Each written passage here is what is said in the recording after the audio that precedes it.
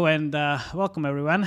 Well, this is No Bullshit Gaming Podcast 2.5 Gamers, and this is session 1, so welcome again. This is actually a safe space for all of us and you as well. So we are trying to bring you the feel of 4 a.m. conference discussion about gaming industry. So let's just dive in. So my name is Matej, I will be the host, and here's Felix and Jakub with Hello me. there. Hey guys. Hey man. Hey, yeah, let's do an intro. Felix, start. Let's start with you, Felix. Then Jakub, and then I will do the. As the new addition. Yeah. So I'm Felix. Right now, I am the director of ad monetization at Network Inc., which meant that up until yesterday, I pretty much was looking after all our first-party and our third-party games from an ad monetization perspective. And yeah, we'll get into the news of what happened yesterday as well. But I'll pass it along to Remo for now. Nice. Okay, name's Jacob or Jakub or Remo or JR, whatever you want. Depends. Mr. Doctor. Main job is pretty much game design, but happens. currently I'm head of monetization at Triplight, but pretty much going all around the circle through like monetization, ads, game design, system design, and all that nice game designy stuff. So that's my angle here. Nice, and my name is Matej. It's not Matej, so just for everybody to know. So I've been in the industry for 9 years, working as an UA independent consultant, working with some developers around the world right now, having a team of motion designers, and trying to grow games out there. Do we need another podcast? Well, most probably no, but why not?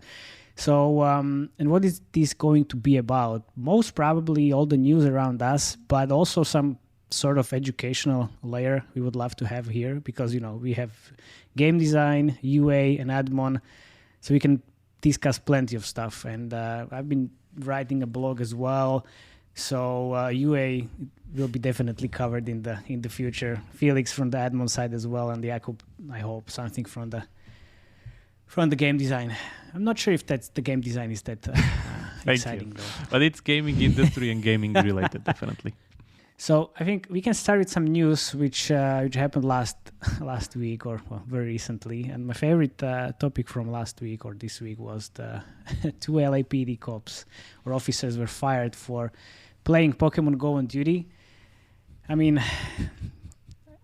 this is amazing. I mean, so you're on a duty, and instead of helping others, you're just trying to catch a Snorlax. Obviously, I get it. Snorlax is pretty rare Pokemon, but still, come on. I read a Twitter thread about this and like the whole report. It was just hilarious. I mean, This just proves the strength that Pokemon Go is still running strong after all those 5 years. I just want to ask you, Remo, I'm really curious to get your insight on this, because this must be the holy grail of a game designer, that you design a game that's so addictive and so good that basically police officers negate safety, public safety to play the game. It's a really good pressure play here, because keep in mind that you cannot really, if Snorlax spawns somewhere, you cannot really hope that it will be there after you take care of the robbery. So, then you have to choose. Snorlax is definitely way more important than helping in a robbery. I get it. Yeah, but the pressure play here is pretty good. And always, even if you remember during the pandemic, Pokemon Go adjusted their game rules and game mechanics to be, let's say, more smooth according with the limitations of the pandemic. So that's really smart from the development team, keeping up with all these. And that also states how this game is still popular, especially in Japan, that it's still played so well and it's grossing really well. But yeah, it's not only in Japan but across the world as well. I mean, there was the hype when it launched obviously back in days, and then there were some rumors Pokemon Go is dead. Well, nobody's playing it anymore. Well, come on. Even after these years, a lot of people still playing it, and as you said, Jakub, it's grossing really well. I mean, so definitely not going anywhere. Have they had a follow-up, like, success after Pokemon Go? I know, like, Settlers of Catan, like, they can't Yeah, they shut it down. like, during There's development. been numerous like geolocation games trying to catch up on the market, but I think there's just the other one from Japan, the Dragon Quest Walk one, but that's only, I think, specific for Japan. That's like grossing ludicrous numbers. But other than that, I think there's the Ludia one. Nobody knows that game but you. I mean, I've never heard of it. Yeah, Look it at was the just like, charts, oh, and wow. you will see it in top 100. Yeah, well, but then the Catan thing was cancelled. Well, obviously, I mean, The Harry Potter thing was also cancelled. That didn't go well. And Well, I think can the Jurassic thing from Ludia was one of the more successful ones, but still not really close to the scale that Pokemon Go is currently there is also doing. like Walking Dead game. Yeah. But still, who plays that? Is there any other IP that would actually fit that Geo style, Remo? Or, like, I can't think of any other I IPs. think a lot It's of pretty IPs much- would fit that style, like even Harry Potter, but the execution wasn't that good. And you need to keep in mind that Pokemon Go is pretty much Pokemon in real life. Like the team and the game and the mechanics fit so well. So How would Harry Potter actually fit this? I mean, seriously, like I don't see it. not how it was done currently. I'm not saying I of know course. the answer. I just know it doesn't okay. fit like it is now. I mean the new Harry Potter game, which is really popular now in China. That's Yeah, for really instance, amazing. that's grossing really well. And that's more of a card game. Dude, Yeah. there's no geolocation. So No, that's not. Well, I worked on one Men in Black geolocation game, and well, that's not out there anymore as well. So it's pretty tough. I mean, there was definitely the hype when the Pokemon Go launched, and like everybody wanted to jump on this ship as well. But well, not everything is suitable for it, I guess. Do any of these stories actually mention if these police officers managed to catch the Snorlax as well, or? Well, I they hope missed they that as did. well? I hope they did. so. Yeah. Yeah, because well, if I get fired and I don't catch the Snorlax, I would be definitely pissed. Yeah, that's the big one that's been circling around the industry. That's pretty much taking everyone's attention, is that stores are losing slowly their monopolies, and store cuts and third-party payment gains are being talked about more and more. So again, the first one to bite the dust is South Korea with their new law that's pretty much forcing also Apple, not only Google now, to pretty much be able to, or let's say, let developers use third-party payment gates, which in the other end, as Google said, still will mean that they will take some of the revenue, even though it won't be going through their payment gate system. Well, it's amazing.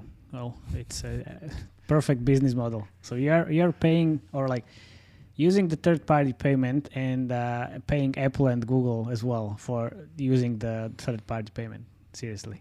But isn't this the play here, that like they can just keep getting lower and lower the payment cut until they corner out all the other third-party payment gates who just add on top of that? Because it would still means you need to go more than that. So let's say if default is, I think like it was 15% in South Korea, then they said like 11% if you don't use them. So if you take any other service, that takes like 5% on top of that, so you're still 16%, which is still more than what they would take. So then why would you switch? Yeah, but this also puts pressure on the third-party payments as well. I mean, look, Ixolite takes 5%. So if they won't be used, then they might consider like lowering the fee as well. Yeah, so it becomes a margin game. Yeah, well, of course. Overall, though, it's an amazing thing that they're actually decreasing it. Like it's a great thing. Yeah, like hopefully this will bring a lot more power to the developers, but we'll see, because I guess this year we're entering this whole cross-platform period where everybody is looking pretty much how to like disconnect from all of these in a way that the stores are not how they used to be like 5 years ago as for their advantages. Well, not 5 years, even like more. As soon as the App Store changed their layout and introduced the 2-day featuring and all this shit, the featuring stopped matter anymore. I mean, they don't matter anymore because you get 10,000 users instead of million users before. I mean, seriously, for that, like taking 30%. Yeah, I don't see that as a very good bargain. But you've been doing UA for quite a while now. Like, when would you say actually it stopped mattering? Like, how many years ago did it become insignificant to get featured? I think, what was it, 2018, 19-ish, or maybe somewhere around that. Because I remember we had the very big featuring for Diggy's Adventure, and on Google Play we had the hero banner in the US, and we were able to get like 1,200,000 installs in a week. And after that, in like after a year, maybe 2 years, featuring on Google Play, even like with the same geos and placements, I think I saw like 120,000 installs. And there's like difference 1 or 2 years. And now, I mean, we had a very good featuring on Google Play, right, Remo, like a couple of weeks ago for Battle Legion, and there's like 20,000 users, 30,000 users, it's not almost much. nothing. Yeah. So, well, but you also need to think about these other games that are pretty much they have been cultivating their organic traffic from the beginning of the app stores pretty much, that are still getting like lots of installs, but not the newcomers, definitely. That like if like your game something completely new, or you're not named Supercell, like the organic's nowhere there. So it's more of a UA game if your CPI is higher than your LTV. well, if your CPI is higher than your LTV, then you're pretty much screwed. The other way around, of course. Okay. Sorry. Yeah, okay. Lego delays Overwatch 2 set over Activision Blizzard harassment scandal. Well, I think we discussed this on a different podcast with Remo. Like Bobby Kotick is definitely not going anywhere, it seems. But other companies are not happy about what's happening at Blizzard, and well, they can't blame them. So like this is like one more that is trying to delay what's coming, which is a bit sad. So I'm not sure like how long Bobby will stay there, but we can make a bet. And I like to call him Bunker Bobby. He's not going anywhere. He's going to be taken out there by force. Like, but isn't the like most of the, let's say, senior talent like already leaving Blizzard in so much droves that I have to So if you actually type into the Google like the most used image in 2021, the first image that will pop up is the orc in front of the Blizzard company building. It's like it was all over the LinkedIn, almost like for last couple of 3 months. So it's ridiculous. I mean, 17 years old experience, 15, 10. It's everybody's leaving. Yeah, the brain drain is pretty high, but at least like you will see, because I think this year it should be the year where lots of even before, like when a lot of people left, this should be the year that they should be able to show some of the work they've been working on in the meantime. So I guess a lot of interesting things will pop out of this. have you guys also noticed, like on LinkedIn, there was just so many times I saw like these promoted posts from Blizzard where it's like a new joiner, that's a woman that's joining, and she's like standing there, and it's like once every like week for like 3 weeks in a row, and it just felt like so corporate whitewashy. I don't know, like just trying to paint another narrative. Man, I'm not sure if it's that much fun working at Blizzard right now. Like, oh yeah, well, you can call Jessica from the QA. She will tell. Yeah, that was a great post on the LinkedIn by her. Yeah, what was this? I missed this. I missed this completely. She did resign and leave like a really, really big post, and like a really spicy one for Bobby especially. But then she actually after she left, I think a week or two after that, she posted also her salary. She earned 60,000 per year in Blizzard. I mean, in US, I mean that's pretty low. So and then like they wanted to get the raise, and what Blizzard did, they fired everybody. What a great way how to get the raise. So it's like this is ridiculous. Bunker Bobby. But this also like goes into like that the gaming industry doesn't work like it worked before, where you could pretty much offset a lot of the benefits just to the fact that you are working on an IP that you have grown up with, because that's how the whole thing kind of started, that people took the jobs because they wanted to work on World of Warcraft. They wanted to work on Diablo and stuff that they grew up with, and they consider it to be like their dream job just because they're doing that. Nowadays, if you look at like the competition, especially from Riot side, like it won't be enough at all to keep the best talent. Oh, it was like from Blizzard. Fuck, I can't even speak today. From Blizzard, there's like a lot of companies actually. New companies are popping up as well. So we'll be definitely interested to see what games will again be published by these really talented guys from Blizzard that started their own companies. That's the Dreamhaven company from ex-Blizzard CEO, and he have like 4 ex-Blizzard teams working on separate games, so there's gonna be a lot of them, definitely. I'm excited about that. Let's see what happens with there. Yeah. Okay, moving on. GameStop on the table. I guess this was inevitable. Fuego.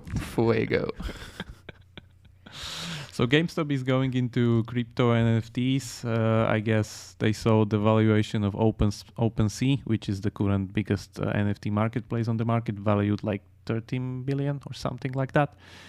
And so they said that they're going to go into this and try to create their own version of NFT marketplace. So I think the meme is now closed or upgraded to another level of the hype. I think it's like why not, if they they were propped up by the whole Wall Street bets thing, where pretty much a Reddit group invested into their stock and pumped them up to the moon, and now they still have they have still increased stock value. Was that like $100 or something like that from those $3 or what was it before? Yeah, it was really, really low. Yeah, something like that. So why not? Like, if hype train was your strategy that worked before, why not use it again? Man, like with GameStop, I've been speculating so much because they're also releasing their own kind of like Steam kind of where they can sell games. And there was like 4 or 5 different Reddit threads what basic cryptocurrency they were about to use. So I was like buying different cryptocurrencies, like just speculating purely based on this. And I have like 400 euros worth of loop ring that I was just holding, and then it got announced they're going to use it, and it just to the moon. Oh yeah, okay, so that's why my crypto portfolio escalated suddenly, and it was the loop ring one. Okay, now I know. I was really surprised. Yeah. Also, there is the another news which is close to gaming, but not so much. But Remo here introduced this as a Game Pass type of subscription, because Taco Bell introduced the Taco Lovers Pass for $10 a month. The Taco Bell customers can get 1 taco per day for 30 consecutive days. So to go pick 1 taco per day. That's the important part. Okay. Go and pick one in person. So this is. Do we know how much 1 taco costs? Like, what's the offset here? Like, if you pay $10, if you go pick every single day one, how much value do you get? Like $30 or something like in that vicinity? Man, I've never even been to a Taco Bell. Yeah, exactly. I'm looking forward to seeing how you're gonna switch this to gaming. I'm really interested. No, it's the usual way of you buy something in beforehand that you get value slowly through the trade-off of retention. That's of course the thing here. Like same thing as a card into the gym, with the thing that you actually need to go there every day. That's the different part, as we were talking before the podcast, that you don't really go to a gym every day, but here you need to go every day if you really want to maximize the value. And of course, the chain is hoping that when you go there, you don't only pick that 1 free taco or 1 taco that you have subscribed for, but you also take much more stuff. Of course, I wouldn't go to Taco Bell for 1 taco, obviously. But then I would definitely go to the gym, even every day. Isn't it just Taco Bell saying we want predictable revenues like every other SaaS company out there, and they're trying to hop on the SaaS train? Yeah, I'm still think this is way far from the gaming, but Remo thinks this is a Game Pass for sure. I was like, okay, well, you are the game designer in here. I take that. Like, even if you remember, even Pokemon, I think, work this some kind of a deal that Pokemon Go, I mean, that they were getting some kind of revenue when they put Pokestops into Starbucks. Yeah, I or think stuff there were like some that. revenue. Yeah. But it was like what So ages ago. it's close to each other. Like this, like the whole business model thing is getting closer to the fast food chain industry. Yes, but having a gym or a Pokestop at Starbucks is definitely way closer to the gaming rather than taco lovers pass. Come on. should we move on to perhaps like the biggest gaming news there like that's been in like the last year? Yeah, let's like move the biggest news. Yeah, we can. I mean, everybody's talking about it, so sure, why not? So of course, the biggest news is that Take-Two will buy Zynga, which is the biggest gaming deal ever. Correct, Remo? Or has there been any other one? Yeah, ever. Yeah.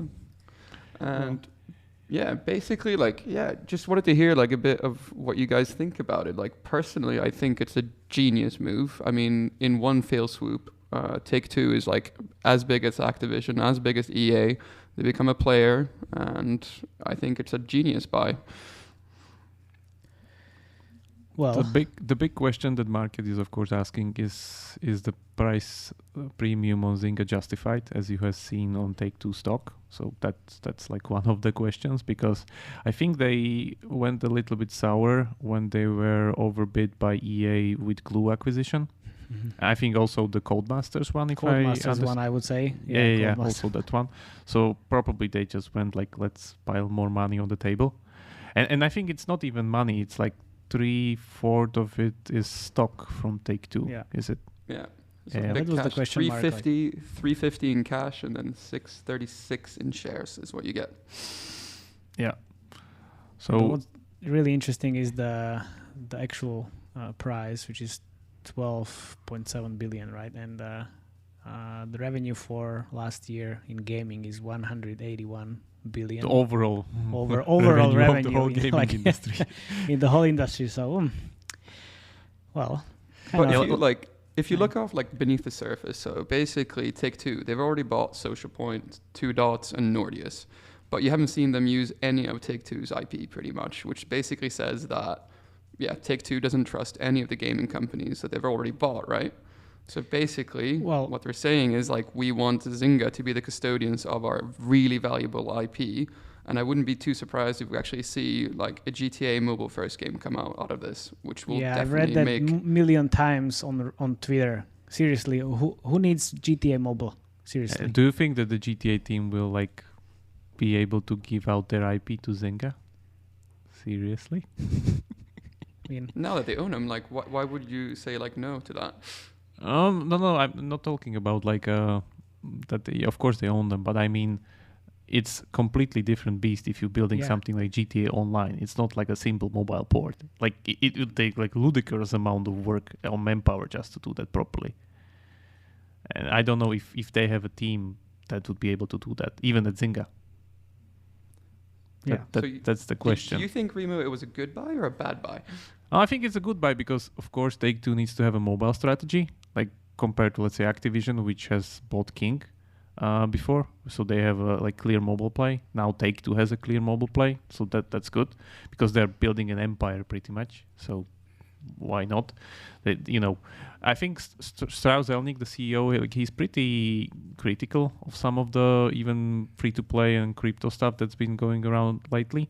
But it's like a solid thing if like you look how Zynga went from the downhill thing that went before, and now like through all the mergers and acquisitions, they pretty much have a really good diversified portfolio. Like they have merge, they have RPG, they have casual. So yeah, they now pretty much bought the ticket into the mobile game players club. I would maybe frame this a little bit like compared to the other acquisitions that were there, because I know, for instance, when I was looking into the more PC hardcore crowd, people were really surprised when they were comparing it with Bethesda, where Microsoft bought ZeniMax Media for 7.5 billion, which is the whole portfolio of Skyrim, Morrowind, Doom, Fallout IPs, and that's just like nearly less than half what Zynga is taking. And then the other second biggest one that was pretty much overturned by this would be Supercell at 10.2 billion, bought by Tencent in 2016. that seems like pretty justified, even though Supercell is pretty much on a decline of revenue for the last 5 years, but still making multi-billion revenue a year. So that's there. But Zynga was public, right? So they have to pay a premium because the stock market is pretty much as an all-time high as well, and they want to close a deal. That's the current environment that we live in. That's there. Yeah, but who else would buy Zynga? I mean, who? There you go. Yeah. I don't see any other company. Let me ask you both, like, if you had to buy stock today, like in either EA, like Activision, or in Take-Two, like which stock would you buy right now? And you had to hold it for 5 years. Remo, you can go first. Definitely not Activision. Well, I would buy Activision. Why not? I mean, it's fun. Now it's like the lowest point for, well, pretty much since the beginning. So it's like, yeah, well, why not? I mean, there needs to be a turning point for Activision and Blizzard. I mean, there needs to be, and it happened. Well, like, it will happen soon. I still believe that. So why not? Yeah, like everybody believes everything, but that sometimes okay. It doesn't work out like that. Like, exclaimer, like nothing is financial advice and all that stuff around that. Come on. But come on, Remo, which one would you buy then out of the three? I would say EA has like pretty good one, like a pretty solid rooster, because keep in mind that they have all of these like recurring IPs as the sports ones, and like pretty. I think they still have the Star Wars one, don't they?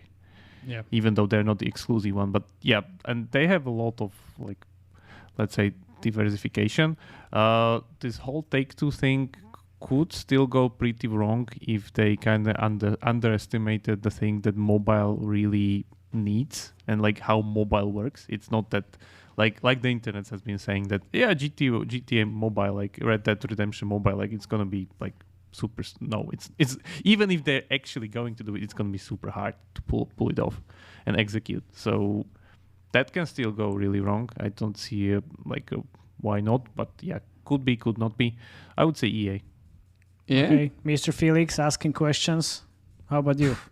Oh, man, I'm actually with you on this one, Maciej. I there think you like go. Activision can I think it's hit rock bottom. It can't get lower. Well, You really think depends. so? Depends how I'm probably long, gonna have to eat those words, I think. But yeah.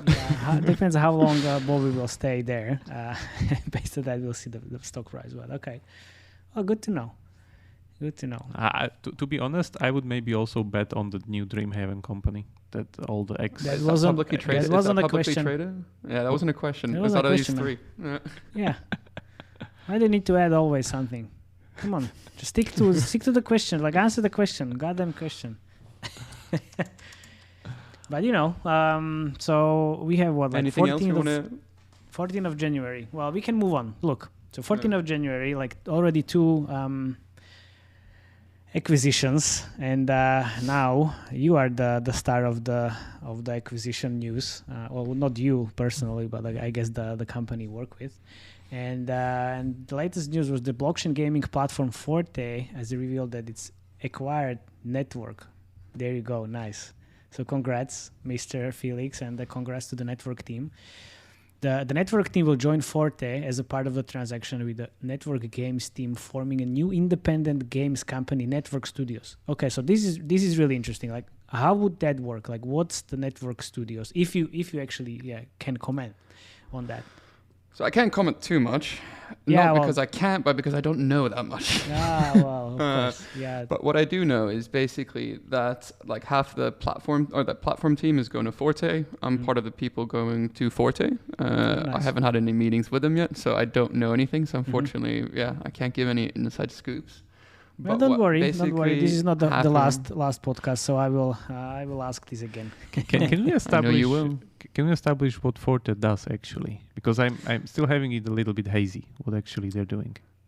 So from my understanding, Forte is the platform, and they're trying to build like kind of a platform play to allow developers to easily build blockchain games and kind of create the ecosystem around it. So I guess the closest thing you can compare to is like a Unity play on blockchain, but with a bit of some other like companies thrown in. But like, so do I understand it right that they would really like for all the games they would publish to be on the same blockchain and interoperable? I believe so, but It's like for having the not coin? been in any meetings yet with them, I don't know. okay, but I'm just I guessing, have of checked course. their website, and basically on their website they have a long list of like gaming companies that they've signed up, and basically they have kind of endorsed their platform. And of course, having raised like $1 billion of capital, that does help the road, like getting down the road quite a lot. bit. Yeah, Like the natural competitor to this is what Gala Games. I think they have also their Gala coin and like a lot of publishing in. Nobody in the said play anything currently. about coins. I mean, But it's blockchain, man. Like Okay, it's all so- about coins. Wake up. okay, Mr. NFT blockchain games skeptic and whatever. you know what? Tell you what, both. Like once I've actually settled down and know a bit more, I'll give you guys a complete rundown what's going on and what like kind of Ooh. the vision and stuff like that is. But until I actually know anything, because it was announced publicly yesterday. So Because Yeah, I'm okay. it's a bit too early. trying to figure this out technically. Like, what would be the biggest help for like a company that's building blockchain games? And like, I was briefly looking into all of that stuff, and it's just all really, really hard to like properly figure out which one you want to choose and like how to make the friction as minimal as possible, of course, because you have not only the like the big friction, like how many hoops you need to go through, but also there are like transfer fees and gas fees and like fees all the way around. Like even if you want to play something, let's say like currently Axie Infinity, for instance, you need to like pay a lot of money just to get there to buy the cats. $1,800 I looked at like last week to play. And I was Like, just it's like, a lot. "What?" Yeah. It's a lot. So for me, this screams just like from the surface that they would be able to give you their own infrastructure on the blockchain, which means you're going on their chain. That's Correct. also nothing to do with how you would play the game, and if you actually need In to. this world, nobody is talking about the games anyway. There's just white papers all over, no gameplay mechanics, man. But I think it's just a bit too early to start talking about it. Like I've played a bunch of blockchain games in the last couple of weeks, and like none of them have been particularly very good. Those are But like student remember the projects mobile quality. games when we first started? Like they were not good either, and they evolved. And what's happening now in the industry is A, everyone is talking about blockchain, and B, everyone who's a VC or has a bit of money is pouring in capital into kind of Web3 and like this. So like those two things combined will mean that C, like there will be some kind of outcome. It might be here, it might be here, but you know, there will be some outcome in some time, and it will be incorporated somehow overall into gaming. Like By as the a way, result. I love the Web3 thing. Like it's pretty much Yeah, everything it's and nothing. Everybody, it's everything that everybody dreams of, and nobody knows what it is. That was the screenshot on LinkedIn or wherever I found it. It was like, there was this one guy really happy about how the Web3 actually helped him hire a community manager from his community on Discord in a day. And he was saying like, oh wow, this would never happen in a Web2 environment. Like how the fuck would this never happen? Come on, like did you hear about freelancers, for example? They can jump immediately into your Upwork? company, or Have you Upwork heard or of Fiverr Upwork? or what? Yeah, like what? Seriously, come on. I mean, I also like pretty excited about the Web3 and the blockchain games and everything. I mean, this year we will definitely see which of those games that are still in production, or if we can call it Still production, exist. they still Remo, exist. from your perspective, like your game, like is there any blockchain game right now that you've seen from a purely design perspective that you're like, this has potential or this is interesting? Like currently, I think I've been looking into crypto trader thing that has like an interesting economy, but for me, it seems that much of it that they built in the game is more tailored towards the investors, because they have like 4 or 5 different staking currencies and like investor currencies that you need to like, stake for 6 months and then you get something for it. It's pretty much like stocks and dividends. And yeah, that's nice. And I think it's great. But the whole game is pretty much student prototype of like something that you would play in like before 20 years. So it all boils down to me, to be honest, that in the end, at the end of this all crypto hype, we will need to have great games that they will assign the value to items, properties, whatever they have within them, because players will be the ones that will assigning the value. And I don't really think we need to get into this ludicrous valuation that there's like 250k for a like ape picture. It would be completely okay if these items would be having valuations like $5 to $10, but then they would be traded on a really big scale of like millions of players a day, and it's completely okay. Like I would still imagine this would get as close as to something like, let's say, early days of World of Warcraft, where it was normal that, of course, on gray zone or illegally you would trade World of Warcraft golds, and then you would end up with this whole Chinese farmer thing. But in the end, it's the same thing there, that you would assign like a real dollar value to an item in the game and then somehow get it out from either illegally or through some kind of borderline gray zone, and just pretty much play the game because you wanted to have the item to help you in the game. Well, like this year, we will definitely see some new games, and I hope rising quality of those games, and with the economy and the game design actually inside those games. Game mechanics. Game mechanics, game mechanics as well. And I would be very interested to see if we will manage to see those games on an app store. I mean, right now the problem of the app store or the blockchain games on the app store is the secondary market. So I can understand that, but what I see it's gonna happen like during this year, because obviously the web browser, it's not that scalable as mobile devices or mobile apps or mobile games. So we can see that for years already. So I guess the next thing for these games is having the marketplace or the secondary marketplace on the web connected to the mobile app, and that's it basically, working on the background. So you will buy whatever you want to buy on the secondary market and then use it in the game, but you will actually pay on the web rather than in the games. In this case, this would definitely be in line with the Google or Apple guidelines. Yeah, but for how long? Because it means that they would circumvent completely through the cryptocurrency their store cut. Which, if we assume that these games will be mainly living on the transaction fee of their marketplaces, will circumvent the store cut. Which is the big problem that nobody's talking about. Yeah. Because even think about it, like how the revenue model of this game would look like. Like imagine like 2 years forward, what's the revenue type of, like if we have, for instance now, like you have like typical mid-core game, 70% IP, 30% ads. How the revenue will look like on like the share model on a crypto game? Like how much of it, will there be even any microtransactions going through the store? But isn't that why everyone's getting super excited? Because basically the premise is that you can actually change the way you design games to more align with players, because you can rely on monetary and fiscal policy to like... Yeah, and then the community will build the games for community you and will build the game. I really like that one. Like that will never happen. Sorry. Like communities can contribute. I didn't say that. I said basically you can do different payment methods because you don't have to do microtransactions. Yeah, but you have 4% or whatever, like very low percentage of the transaction value as a revenue. Keep for the in mind that the microtransactions, even though you cut all the taxes and store cut from it, are going directly into your pocket. Yeah. Transaction fee is not. Transaction fee is just minuscule 5% something out of the assets that are floating around the marketplace.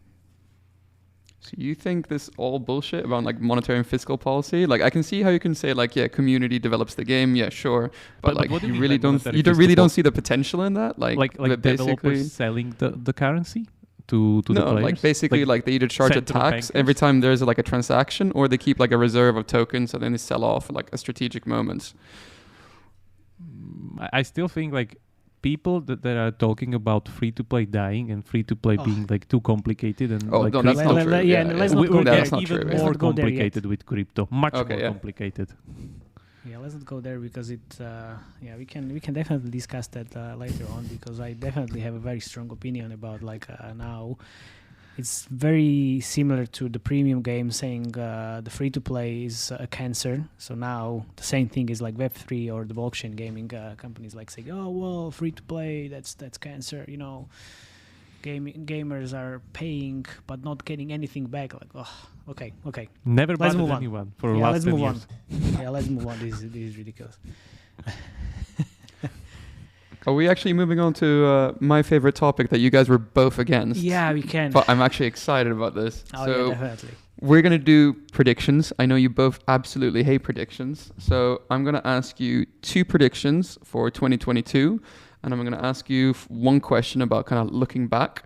And basically, I'll ask. Yeah, like, you can first ask. one of you. Yeah. You can ask whatever you want, but you go first because you are the Mister. I'm asking questions today, so you can answer already. Your first prediction. So what's the prediction, Mister? Asking questions. No. So I would say, like, what's the biggest? Like, who's the biggest winner in the mobile gaming ecosystem in 2022? And basically, the clear winner I have is Apple search ads. Like, they are so the biggest winner. God. How are they the biggest winner? I mean, dude, they're seriously. growing like crazy. Growing Have you not where? seen Have you seen like the like revenue? Their money, Maciej. Their money is growing. like no game is able to scale on Apple search ads. Period. I'm not saying mobile games. I'm saying in general in the mobile space, they will have like some of the biggest growth rates. Period. Like, yeah, they've pretty much gone from like 1 billion, and they're gonna be growing like crazy. Like, they robbed Facebook's like bank. It's amazing. It's true. It's true that for mobile apps, definitely works. For games, not that much. But still, I wouldn't say Apple search ads, but yeah, well, we'll see. Definitely. So that's the question. Is the question answered? Like, who's the biggest winner in mobile gaming ecosystem? Yeah, I want. Yeah. There you go. Yeah, in your face, Mr. Question. Mr. Question mark. Do either of you two want to answer that question, or have you guys been questioned too much today? Well, honestly, in mobile gaming ecosystem,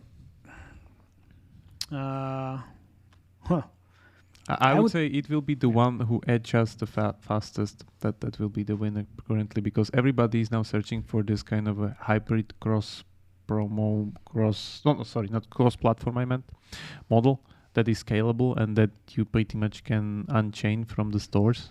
Like, I would say something similar like Genshin. Like, that's a good example of a game that's pretty much rolling through everybody, and it's like you can play the same quality game on mobile, on PC, on I don't know if they're browser. They're probably not browser. I don't think so. But in the end, the game that I'm talking about here will be probably also browser. That it will be pretty much everywhere, and that I think will be the clear winner here. Crypto or not, doesn't matter. Yeah, I would say the biggest winner in the mobile gaming ecosystem in 2022 will be PlayerX, because they will get bought and the valuation will be bigger than the Zynga. I know. I told you, Remo, in last week that it's gonna be less, but now I think it's gonna be even more. Or Dream Games. Who's gonna buy PlayerX? Do you think? Yeah. Well, I have no idea. No idea yet. Okay, so it's PlayerX or Dream Games, actually. Or Dream Games. Dream Games is never going to be that big as PlayerX. Oh, well, that's going to definitely be way bigger than them. For sure. I'm pretty confident about that. I'm not saying when, but they they have one game, man. PlayerX has a portfolio of the same scale of games. Yeah, but Dream Games just started. PlayerX can buy Dream Games, and then your predictions fucked. Well, so that's what happens with predictions. They are not based on anything. The only predictions that are actually relevant, in my opinion, are the deconstructor of fun ones, because they're actually based on data. Which we're not doing here. Which we are not doing here, of course. I mean, I wrote some predictions last year, finally. I mean, even after all those years I was bitching about it. And they're coming live next week, so you can wait for them. I'm not spoiling anything. Maciej, writing predictions. Well, then you can answer the second question I had. Who will be the biggest loser in the mobile gaming ecosystem in 2022? Facebook. Already happening. Facebook is losing all the quality traffic. It's ridiculously expensive, and definitely I'm seeing a very big downward trend for Facebook. So good luck. And also, I got a personal ban on my account from Facebook. So this is also like contributing to the prediction. I don't know. What were you doing? Nothing. That's the thing. I didn't do anything. And then on 2nd of January, I just logged into the Facebook and like said, well, you have a ban. You can't advertise for 28 days. Like, seriously? Okay, amazing. What's the counterplay here? How do you see the counterplay from Facebook side? Like what they can do to offset this? If you were Zuck right now, what would you do, Maciej? Well, they're already like moving towards the metaverse bullshit. So there you go. Let's keep this play. Just there you move go. to the metaverse. No, well, it's not Facebook anymore. Sorry, so it's Meta. So there you go. Okay. Haptic feedback. Gloves. I don't know. Haptic feedback gloves. That's what it should move into. There should be a headset announced like pretty soon. Shouldn't be like Q1, the new one that they show at the conference, I think. Look, do you see my face? That's I don't care face about the new Facebook thing, and then like not Facebook, sorry, the Meta one, the headset, because we are still pretty far from like all these headsets and VR stuff like being real or like very close to reality. So we have it's pretty real, it's just not commercially viable yet. Yeah, that's of course. problem. Okay. There you go. Felix, any loser you want to? Where is your answer, Mr. I was Felix? actually thinking about Facebook, but then I decided actually to saying Iron Source, because basically AppLovin buying Mopub in the last year, and now they must own, at least from mediation perspective, they must have at least like 70-80% of the market, if not even more. And if you look at Iron Source stock, since they went public, they've basically gone down about 50%. Like they were trading at 14, now they're trading at 7. And that's in less than 6 months, it's gone down that quick. And basically, like, AppLovin is just so massive right now. Yeah, they have such an uphill battle, like Iron Source. Like, it's, it was really funny. Be tough. AppLovin bought Mopub, and then when like 1 or 2 weeks, Iron Source announced buying Tapjoy. Like, definitely not a very good thing. Oh, but nevertheless. Remo? Biggest loser? Yeah. Still thinking. I think probably the opposite of the winner, as I said, like the one that moves the most slowest. So pretty much relying on the current models. Do you remember what was the first sentence that I said when we opened the session? No bullshit gaming podcast, so please stop with these like generic answers and just say maybe Remo should run for like politics or like open office. That was like, he has not made anyone angry yet in this podcast. Exactly. And that's very skillfully done, I gotta say. Yeah, exactly. Well, this is not how this is how are you applying for a job at Facebook? Are you applying for a job at Facebook? Let's stick to my theory that I said before. So I would say Activision. Activision Blizzard. Okay, cool. Because that will go and will confirm my theory, the sentence I was saying before, that the slowness, because the whole brain drain is slowing them down really, really hard. So it means they won't have a new release, they won't have anything new on the pipeline, which will be like a big problem for them. Okay, that makes sense actually. Well, there you go. When push comes to shove, he comes out with a great answer. He's going to push him a bit. All right, last one, but this is kind of looking back. So, Remo, what was the biggest surprise you saw in mobile gaming ecosystem in 2021? The thing that surprised you the most? I would say probably something from that whole NFT crypto space, because I still think like, of course, like the whole world about like Ponzi schemes and everything. Like I think yesterday I was like researching some things on the crypto raiders thing, and I said I heard that there's like 3K players on the whole game that has multi-million transaction value a day, and like this doesn't checks out. Like I'm sorry. What do you think? It's like bots or what? Or even better. Like if you remember the article about Peter Molyneux selling plot lands in his not yet released game for 54 million. Yeah. That's the one. Sorry, that's the one. That's the biggest surprise. That's true. Well, like, the biggest surprise for me, dude.